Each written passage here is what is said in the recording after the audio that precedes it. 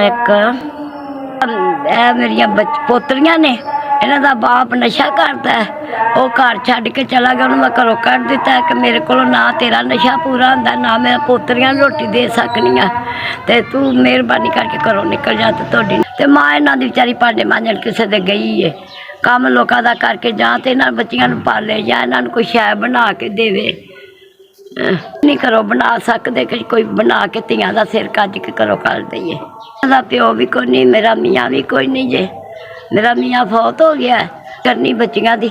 इन्हां दे कोल एक सूई तक नहीं साढ़े को जिहड़ी असीं तियां दे सिर कज के घरों कर लईए, ना कोई कौली ना कोई भांडा कोई शै नहीं पुत्तर।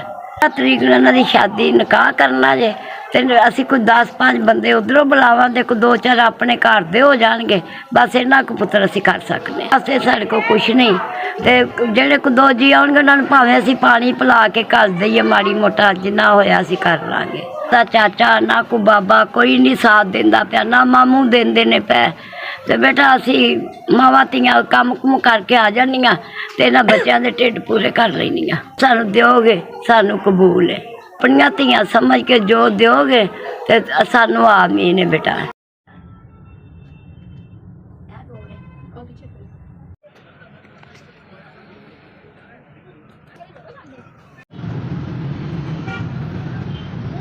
मिल गया अपनी पसंद दियां लईआं ने, असीं बिस्तरे भी अपनी पसंद दे लैने, 2 चीज़ां अच्छियां मिल गईयां।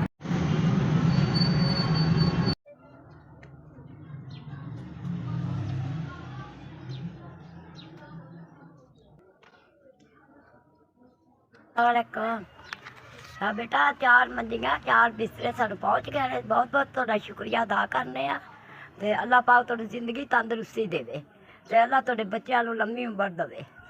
क्या तुसीं 2 बेटियां दा समान भेजिआ 40,000 दे आया, विच ही मतलब कि किराया भी पाया है, ते सारा कुछ शुक्र है, तुहाडा शुक्रिया अदा करनी है। पाक तुहानूं तंदरुस्ती देवे, अल्लाह तुहाडे बच्चिआं नूं लंबी जिंदगी देवे।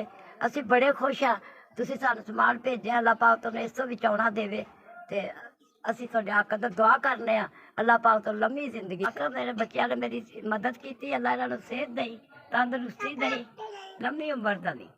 ਤੁਸੀਂ ਸਾਨੂੰ ਬਿਸਤਰੇ ਮੰਜੀਆਂ ਦਿੱਤੀਆਂ, ਅੱਲਾ ਤੁਹਾਨੂੰ ਤੰਦਰੁਸਤੀ ਦੇਵੇ, ਸਿਹਤ ਦੇਵੇ, ਲੰਬੀ ਜ਼ਿੰਦਗੀ ਕਰੇ। ਤੁਹਾਡੀ ਤੇ ਤੁਹਾਨੂੰ ਅੱਲਾਹ ਤਾਲਾ ਖੁਸ਼ ਰੱਖੇ, ਤੁਹਾਡੇ ਮਾਂ ਪਿਓ ਨੂੰ ਅੱਲਾਹ ਤਾਲਾ ਲੰਬੀ ਜ਼ਿੰਦਗੀ ਦੇਵੇ, ਤੁਹਾਡੇ ਬੱਚਿਆਂ ਨੂੰ ਦੇਵੇ। ਤੁਹਾਡਾ ਬਹੁਤ ਬਹੁਤ ਸ਼ੁਕਰੀਆ।